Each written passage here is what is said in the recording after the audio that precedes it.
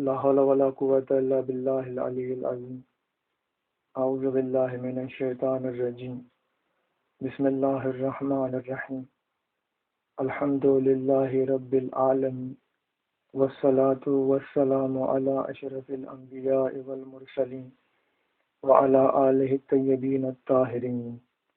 رب اشرح لي صدري ويسر لي أمري واحلل عقدة من لساني يفقهوا قولي. اللهم صل على محمد وآل محمد وعجل فرجهم. سامعین کرام، السلام علیکم. آج کی ہماری تقریر کا عنوان ہے ابو طالب و ختیجہ علیہم السلام.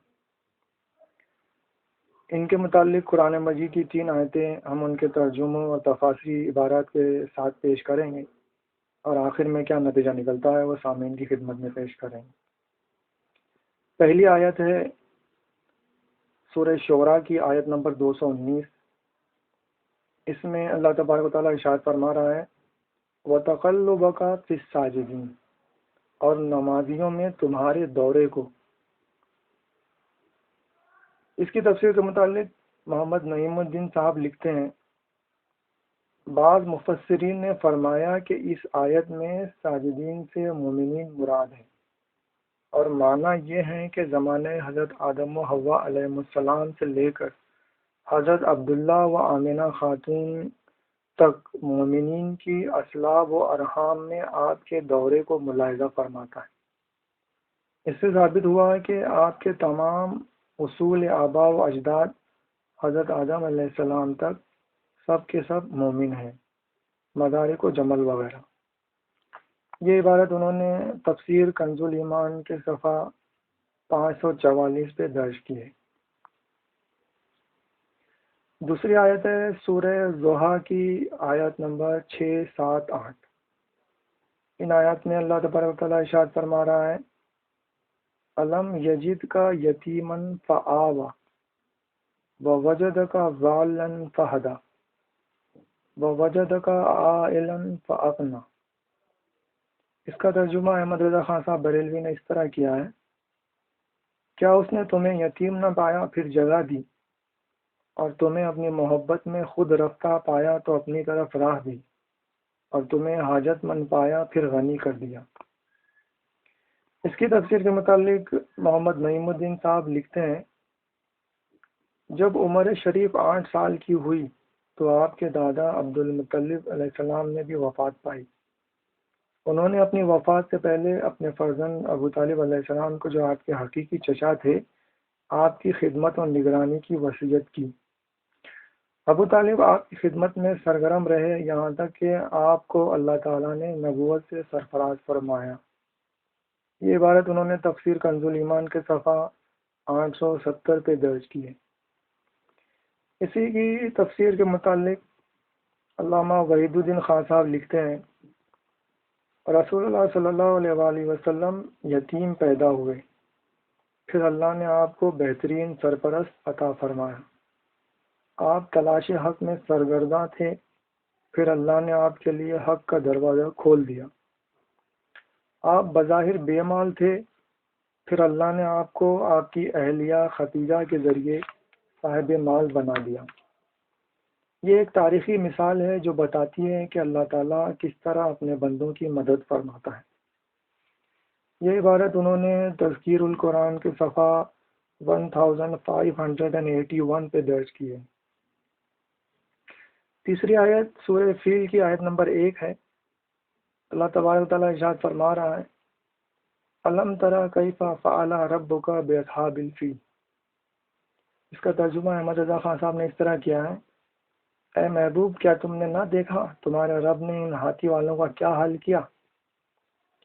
اس کی تفسیر کے متعلق محمد نعیم الدین صاحب لکھتے ہیں یہاں پر انہوں نے پورا واقعہ جو ابراہ کا ہے اور جو کعبہ ڈھانے کے لیے جو اپنا لشکر کو لے کر آیا تھا وہ پورا واقعہ انہوں نے درج کیا ہے. اور اس میں سے ہم صرف وہ ٹکڑے پیش کریں گے جن کا تعلق ہمارے موضوع سے ہے.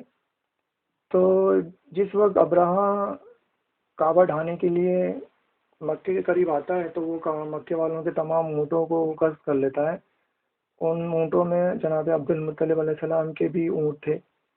چنانچہ جب آپ اس کے پاس جاتے ہیں اور اپنا اونٹ طلب کرتے ہیں، اپنے اونٹوں کو طلب کرتے ہیں، تو وہ ان سے کہتا ہے کہ میں تو کعبے کو ڈھانے کے لیے آیا ہوں، اور آپ کعبے کے متعلق کوئی بات نہیں کرتے ہیں اور صرف اپنے اونٹوں کا سوال کر رہے ہیں۔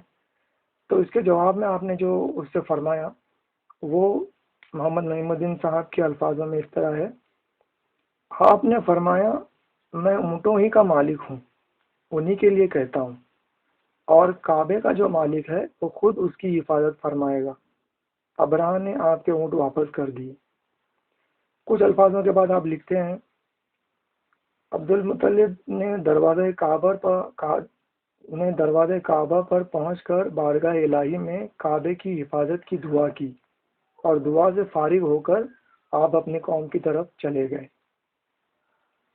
یہ عبارت انہوں نے تفسیر کنز الایمان کے صفحہ 876 پہ درج کی ہے۔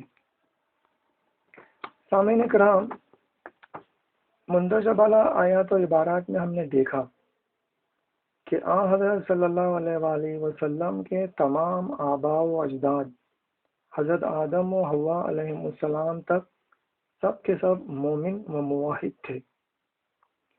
چنانچہ جناب عبد المطلب علیہ السلام جو کہ حضرت صلی اللہ علیہ وآلہ وسلم کے دادا تھے، ان کا ایمان تو ایسے ہی ثابت ہو جاتا ہے، مگر سونے پہ سہاگا یہ کہ قرآن کا سورہ فیل بھی آپ کے ایمان و ایقان کے قصیدے پڑھ رہا ہے۔ جناب عبد المطلب علیہ السلام نے اپنی وفات کے وقت حضرت صلی اللہ علیہ وآلہ وسلم کو اپنے فرزند جناب ابو طالب علیہ السلام کی کفالت میں دے دیا۔ جناب عبد المطلب علیہ السلام کے 10 بیٹے تھے۔ ان تمام بیٹوں کے درمیان صرف جناب ابو طالب علیہ السلام کو منتخب کرنا خود جناب ابو طالب علیہ السلام کے ایمان کی ایک دلیل ہے۔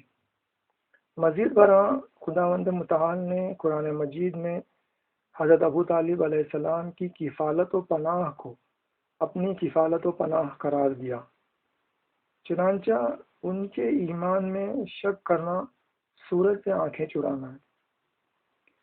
صحیح بخاری کی حدیث کے مطابق جناب ابو طالب علیہ السلام کا انتقال ملت عبد المطلب علیہ السلام پر ہوا تھا۔ مندرجہ بالا آیات و عبارات کے مطابق جناب عبد المطلب علیہ السلام مومن و موحد تھے، چنانچہ ثابت ہوا کہ جناب ابو طالب علیہ السلام بھی مومن و موحد تھے۔ اسی طرح جناب خدیجہ سلام اللہ علیہ کی فضیلت بھی اظہر من الشمس ہے، جن کی دولت کو خداوند متعال اپنی دولت کہے، اور جو شجر اسلام کی بارآوری کے لیے اپنا سب کچھ لٹا دیں، ان کے احسانات کو بھلا دینا اور کبھی بھولے سے بھی ان کا تذکرہ نہ کرنا سب سے بڑی احسان فراموشی۔ جناب خدیجہ سلام اللہ علیہ ملکۃ العرب اور اس زمانے کی سب سے رئیس ترین خاتون تھیں۔ ابتدائے اسلام میں شجر ایمان کو بارآور کرنے میں آپ نے اپنی ساری دولت اس وقت صرف کر دی جس وقت امت میں مشہور اغنیا کفر و شرک کے اندھیروں میں ٹھوکریں کھا رہے تھے۔ سامعین کرام، ان دونوں بزرگ ہستیوں کی فضیلت کے لیے صرف اتنا ہی کافی ہے کہ جس سال چند مہینوں کے وقفے سے ان دونوں بزرگواروں کا انتقال ہوا، اس سال کو حضرت صلی اللہ علیہ وآلہ وسلم نے عام الحزن یعنی غم کا سال قرار دیا، اور اللہ تبارک و تعالیٰ نے حضرت کو مکے سے مدینہ ہجرت فرمانے کا حکم دیا، کیونکہ اب مکے میں آپ کا کوئی بھی حامی و مددگار باقی نہ بچا تھا۔ وما علینا الا البلاغ المبین، والحمد للہ رب العالمین، والسلام علیکم ورحمۃ اللہ وبرکاتہ۔